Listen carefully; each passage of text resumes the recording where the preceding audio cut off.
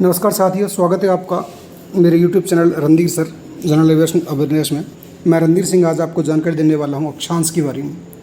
साथियों, आपने अक्षांश के बारे में बहुत सारी बुक्स में, बहुत सारे नोट्स और YouTube चैनल में बहुत सारी जानकारी प्राप्त की होगी, लेकिन साथियों आज हम बात करने वाले हैं अक्षांश की आधारभूत जानकारी की। तो साथियों शुरू करते हैं। अक्षांश क्या होता है? अक्षांश जैसा कि आपको दिख रहा है, अक्षांश होता है अक्ष का अंश, यानी कि पृथ्वी के उत्तरी और दक्षिण ध्रुव को मिलाकर के एक रेखा खींची जाए, जिसे हम कहते हैं अक्ष। अक्ष के बारे में थोड़ा सा परिचय में दे देता हूँ आपको। अक्ष होता है क्या साथियों? जैसे मान के चले, मैंने कहा पृथ्वी के उत्तर में और दक्षिण में, यहाँ पे थोड़ा सा ऊपर माना है मैंने, ये दो ध्रुव हैं। उन ध्रुवों को मिलाने वाली एक काल्पनिक रेखा यदि खींची जाए तो उसे कहा जाएगा साथियों अक्ष।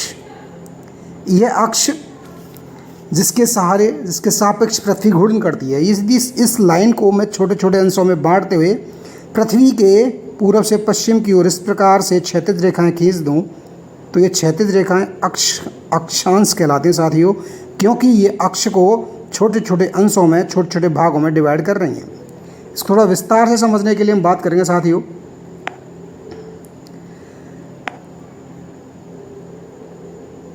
सबसे पहले हम समझेंगे अक्ष को। अक्ष वह काल्पनिक रेखा होती है जिसके सापेक्ष पृथ्वी घूर्णन करती है। पृथ्वी के घूर्णन करने का वह धुरी या वह एक्सिस जिसके सापेक्ष पृथ्वी घूर्णन करती है साथियों, उसे हम क्या कह रहे हैं? अक्ष कह रहे हैं। अक्ष समझने के लिए सामान्य सा एक उदाहरण ले सकते हैं आप। मान चले आपके हाथ में कोई बॉल है और बॉल को आपने ऐसे पकड़ा हुआ है हाथ में उंगली और अंगूठे के माध्यम से, और थोड़ा सा लूज़ पकड़ के उसको घुमाएं तो आपका जो अंगूठा है और जो उंगली है, जहाँ से आपने बॉल को पकड़ा हुआ है, वो दोनों उस बॉल के ध्रुव होंगे, और उन दोनों ध्रुवों को मिलाने वाली एक काल्पनिक रेखा यदि हो तो एक काल्पनिक रेखा ही उस बॉल का, यानी उस ग्लोब का अक्ष कहलाती है साथियों। इसी प्रकार हमारे पृथ्वी का ये अक्ष होता है जिसके सापेक्ष पृथ्वी पश्चिम से पूरब की ओर घूर्णन कर रही है, पश्चिम से पूरब की ओर। इसी कारण हमें सूर्य प्रातः पूरब में उगता हुआ दिखाई देता है। बात करते हैं साथियों, जो हमने अक्ष को समझा है, तो चूंकि अक्षांश समझने के लिए मैंने कहा था अक्षांश अक्ष का अंश होता है, और अंश बनाने के लिए, यानी कोण बनाने के लिए केवल एक रेखा पर्याप्त नहीं होती। तो इसके लिए हमको देखना होगा, कक्ष को समझना होगा। कक्ष क्या होता है साथियों? आप देख पा रहे हैं कि सूर्य के चारों ओर पृथ्वी एक निश्चित पथ में वृत्ताकार, दीर्घवलाकार, परवलाकार, कुछ भी कह सकते हैं इसको, इस मार्ग पर जो पृथ्वी चक्कर लगा रही है, और ये जो मार्ग तैयार हो रहा है साथियों, इसे पृथ्वी का कक्ष कहते हैं। ये जो कक्ष है, ये जो मार्ग है, ये पृथ्वी का कक्ष कहलाता है। ये पृथ्वी का परिक्रमण मार्ग। पृथ्वी का परिक्रमण मार्ग जो होता है साथियों, वह पृथ्वी का कक्ष कहलाता है। और कक्ष पृथ्वी का वह होगा जो पृथ्वी के मध्य से गुजरेगा, क्षैतिज रूप से। आप इसको थोड़ा सा और ध्यान से समझने का प्रयास करें कि पृथ्वी का जो अक्ष है, मैंने कहा था उत्तरी और दक्षिणी अक्षांशों को मिलाने वाली, उत्तरी और दक्षिणी ध्रुवों को मिलाने वाली काल्पनिक रेखा, ये हमने कहा अक्ष है। और हमने कहा था पृथ्वी इस प्रकार से घूर्णन कर रही है, ऐसे इस प्रकार से घूर्णन कर रही है। तो घूर्णन करते समय पृथ्वी का जो मध्य भाग होता है, वह उस ऑर्बिट, उस कक्ष के ओवरलैप्ड होता है, उसके ऊपर होता है साथियों। तो ये जो अक्ष है, ये जो कक्ष है, ये कक्ष यही पृथ्वी का मध्य भाग भी है। तो इस कक्ष के सापेक्ष पृथ्वी के किसी भी बिंदु से, जितने भी ये बिंदु बने हुए साथियों, आप देख पा रहे हैं ये बिंदु, ये डॉट बनाया मैंने, ये बिंदु, ये जो बिंदु हैं, जितने भी ये बिंदु हैं, इन बिंदुओं से पृथ्वी के केंद्र पर कोई रेखा खींची जाए, और इस कक्ष के सहारे ये जो कोण बनाए, ये जो कक्ष के सहारे जो कोण बनाए, इस कोण को इस धरातल पर जितने भी बिंदु होंगे उन सभी बिंदुओं को मिलाने वाली रेखा को हम अक्षांश कहते हैं। इसको थोड़ा और हम विस्तार से समझेंगे साथियों। मान के चलें ये एक पृथ्वी का ग्लोब है, मैंने इसको द्विविमीय रूप में बनाने का प्रयास किया साथियों। इस पृथ्वी के ग्लोब पे मैंने कहा ये इक्वेटर यानी कि एक पृथ्वी की भूमध्य रेखा है, यानी कि पृथ्वी का कक्ष है। इस पृथ्वी के कक्ष के सापेक्ष पृथ्वी की सतह पर कोई भी बिंदु, जैसे कि डायग्राम में दे रखा है ये 30 डिग्री पर कोई बिंदु है। 30 डिग्री का मतलब क्या हुआ साथियों, यदि केंद्र से इस बिंदु तक एक रेखा खींची जाए तो यह रेखा इस कक्ष के सहारे ये जो कोण है ये 30 डिग्री का कोण बना रही है। इसी प्रकार पृथ्वी की सतह पर जितने भी बिंदु 30 डिग्री का कोण इस कक्ष से बनाएंगे उन सभी बिंदुओं को मिलाने वाली ये काल्पनिक रेखा 30 डिग्री अक्षांश कहलाएगी। ठीक इसी प्रकार से यदि इस बिंदु से रेखा खींची जाए तो 60 डिग्री कोण बनेगा, इस रेखा से खींची जाए तो 90 डिग्री कोण बनेगा। तो ये जितने भी 60 डिग्री को कोण बनाने वाली जो स्थान होंगे सभी को मिलाने वाली रेखा क्या कहलाएगी, अक्षांश कहलाएगी। आप इस दूसरे डायग्राम में देख सकते हैं कि पृथ्वी के केंद्र से इस कक्ष के सहारे जो कोण बन रहा है, हमने कहा यदि 0 डिग्री कोण बन रहा है इसका मतलब वो 0 डिग्री रेखा होगी। यदि 1 डिग्री कोण बन रहा है वो 1 डिग्री अक्षांश रेखा होगी। 10 डिग्री कोण बना रही है 10 डिग्री अक्षांश रेखा होगी। 30 बना रहा है 30 डिग्री अक्षांश रेखा। इस प्रकार पृथ्वी की सतह से पृथ्वी के केंद्र पर कक्ष के सहारे जो कोण बन रहा है उन सभी कोणों के उन कोणों को समान कोणों को मिलाने वाली रेखाएं जो होती हैं वो अक्षांश रेखाएं कहलाती हैं। समझ में आया साथियों, अक्षांश रेखाएं क्या होती हैं? अक्षांश रेखाएं पृथ्वी के केंद्र पर अक्ष के सहारे, पृथ्वी के केंद्र पर कक्ष के सहारे समान कोणों को मिलाने वाली रेखाएं अक्षांश कहलाती हैं। बात करते हैं साथियों अक्षांशों की संख्याओं की। एग्जाम में ये प्रश्न कई बार पूछा गया है और बच्चे कंफ्यूज होते हैं अक्षांश रेखाओं की संख्याओं को लेकर। संख्या की बात करें, जब बात आए अक्षांशों की कुल संख्या की, अक्षांशों की कुल संख्या की बात आए तो अक्षांशों की कुल संख्या होती है साथियों 181। कैसे? ध्यान से देखेंगे। 0 डिग्री अक्षांश से उत्तर की ओर जाने पर 0 से 1 से लेकर के और 90 डिग्री तक कितने अक्षांश हो रहे हैं? 90। ठीक इसी प्रकार दक्षिण की ओर जाने पर 1 से लेकर के 90 तक कितने अक्षांश हो रहे हैं? 90। कुल मिलाकर के ये 180 अक्षांश हैं प्लस 0 डिग्री अक्षांश प्लस 1 अक्षांश कौन सा होगा? 0 डिग्री। तो कुल संख्या जो होती है वो होती है साथियों 181। यहाँ केवल अक्षांश की संख्याओं की बात हो रही है, अक्षांश की संख्याओं की। अक्सर एग्जाम में प्रश्न 2 तरीके से पूछा जाता है साथियों, और 2 तरीके से पूछा जाता है, या तो अक्षांश पूछा जाएगा या पूछा जाएगा अक्षांश वृत्त। अक्षांश वृत्त, अक्षांश वृत्तों की संख्या की बात करें तो ये होती है साथी 179। समझने का प्रयास करेंगे 179 क्यों होती है। अक्षांश वृत्त क्या होते हैं साथियों?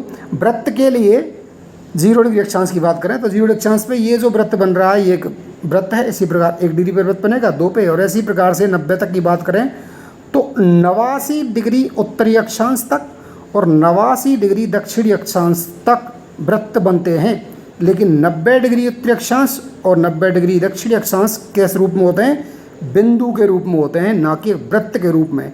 इस प्रकार 89 अक्षांश वृत्त उत्तर में, 89 अक्षांश वृत्त उत्तर और 89 दक्षिण में, और ये संख्या होती है 178 और 1 अक्षांश साथियों भूमध्य रेखा। कुल मिलाकर के ये अक्षांश रेखाओं, अक्षांश वृत्तों की संख्या होती है 179। समझ में आई होगी बात साथियों। मैं क्या कहना चाह रहा हूँ? मैं कहना चाह रहा हूँ कि अक्षांश की संख्या पूछी जाए, जब संख्या पूछे अक्षांश की तो संख्या होती है 181, और जब बात करें अक्षांश वृत्तों की तो संख्या होती है 179। जहाँ तक मैं समझता हूँ आपको अक्षांशों से संबंधित, संख्या संबंधित कोई कन्फ्यूज़न नहीं होगा। आगे हम बात करते हैं पृथ्वी पर खींचे जाने कुछ महत्वपूर्ण अक्षांश, जिनको सामान्य रूप से अधिकांश लोग जिनसे परिचित होते हैं। फिर भी साथियों मैं आप बताना चाहता हूँ कुछ महत्वपूर्ण अक्षांशों के बारे में, और ये महत्वपूर्ण क्यों होते हैं इनके बारे में किसी अगले वीडियो में बात करेंगे। तो सबसे प्रमुख अक्षांश होता है पृथ्वी के मध्य से 0 डिग्री अक्षांश होता है, जिसको इक्वेटर अंग्रेजी में, हिंदी में कहते हैं भूमध्य रेखा। भूमध्य रेखा, भूमध्य रेखा या फिर विषुवत रेखा, क्या कहते हैं साथियों? विषुवत रेखा। विषुवत रेखा, विषुव लिखा आता है कहीं पे, कहीं पे पूरा विषुवत लिखा भी आता है। तो विषुवत रेखा या भूमध्य रेखा 0 डिग्री अक्षांश है, यानी कि पृथ्वी के मध्य से गुजरने वाली रेखा जो होती है उसे हम कहते हैं भूमध्य रेखा। इसी प्रकार हम बात करें उत्तर की ओर जाने पर 23.5 डिग्री अक्षांश रेखा को ट्रॉपिक ऑफ कैंसर या ट्रॉपिक ऑफ कैंकर यानी कि कर्क रेखा कहते हैं। क्या कहते हैं साथियों? कर्क रेखा। और इसी प्रकार से 23.5 डिग्री दक्षिणी अक्षांश को कहते हैं साथियों मकर रेखा। यहाँ एक छोटा सा कन्फ्यूजन होता है साथियों, 23.5 डिग्री का मतलब क्या होता है? 23.5 डिग्री का मतलब होता है 23.5, ये सही है, लेकिन कहीं लिखा आता है 23 डिग्री 30 मिनट, ये भी सही है, क्योंकि 1 डिग्री में होते हैं साथियों 60 मिनट, और 60 मिनट का आधा का मतलब 30 मिनट, और आधा का मतलब 0.5, यानी 23.5 डिग्री उत्तरी अक्षांश कर्क रेखा, 23.5 डिग्री दक्षिणी अक्षांश मकर रेखा। इसी प्रकार 66.5 डिग्री उत्तरी अक्षांश को आर्कटिक वृत्त कहते हैं, और 66.5 डिग्री दक्षिणी अक्षांश को अंटार्कटिक वृत्त कहते हैं। तो जहाँ तक मैं समझता हूँ साथियों, जो मुख्य अक्षांश रेखाएं ये आपकी समझ में आई होंगी। 0 डिग्री इक्वेटर यानी भूमध्य रेखा, 23.5 डिग्री उत्तर अक्षांश को कहते हैं कर्क रेखा, 23.5 डिग्री दक्षिणांश कहते हैं मकर रेखा, और 66.5 डिग्री उत्तर में कहलाता है आर्कटिक वृत्त और दक्षिण में कहलाता है अंटार्कटिक वृत्त।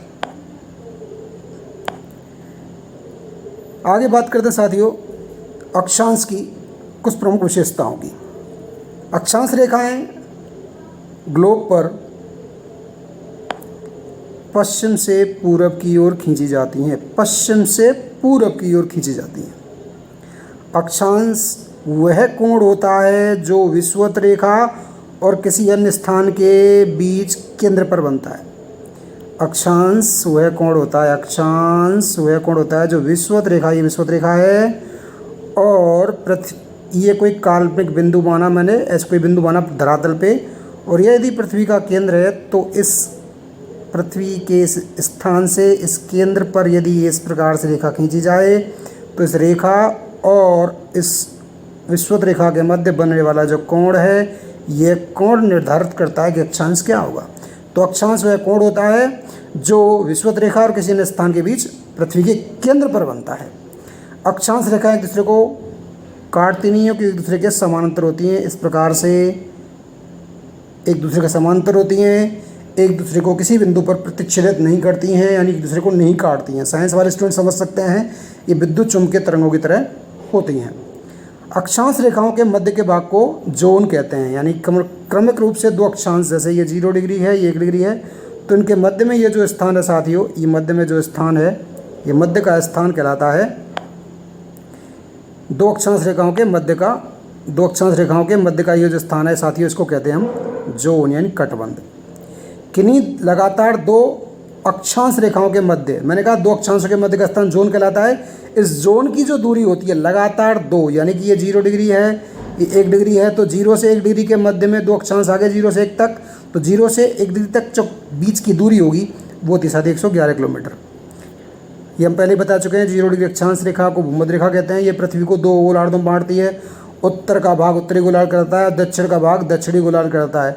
ये अर्धगोलार्ध जो 0 डिग्री से दक्षिण की ओर है, इसे हम कहेंगे दक्षिणी गोलार्ध, और ये गोलार्ध यहाँ से है 0 डिग्री, ठीक है, और दक्षिणी गोलार्ध उत्तरी गोलार्ध 0 से उत्तर की ओर होगा, वो कहलाएगा उत्तरी गोलार्ध। ठीक है साथियों, हमने कहा था 23.5 डिग्री नॉर्थ यानी उत्तरी अक्षांश को कर्क रेखा कहते हैं। 23.5 डिग्री साउथ को हम कहते हैं मकर रेखा। 23.5 डिग्री अक्षांश को उत्तर में कहते हैं कर्क रेखा, 23.5 डिग्री दक्षिणी अक्षांश को कहते हैं मकर रेखा। तो साथियों आज की वीडियो में इतना ही। मेरी जहाँ तक मैं समझता हूँ आप लोगों को समझ में आएगा होगा अक्षांश की बेसिक जानकारियाँ, मूलभूत जानकारी, और अगले वीडियो में आपको बताएंगे देशांतर की आधारभूत जानकारियाँ। और इसी प्रकार रोचक और आधारभूत जानकारी प्राप्त करने के लिए एकदम अलग तरीके से बेसिक नॉलेज लेते हुए ज्योग्राफी का हम प्रारंभ कर रहे हैं ये सेशन, जिसमें हम ज्योग्राफी को ABCD से लेकर के और जेड तक लेकर के जाएंगे। बेसिक नॉलेज के लिए बने रहिए मेरे साथ। मैं रणधीर सर GA। मेरे चैनल को सब्सक्राइब कीजिए, शेयर कीजिए और लाइक कीजिए। धन्यवाद।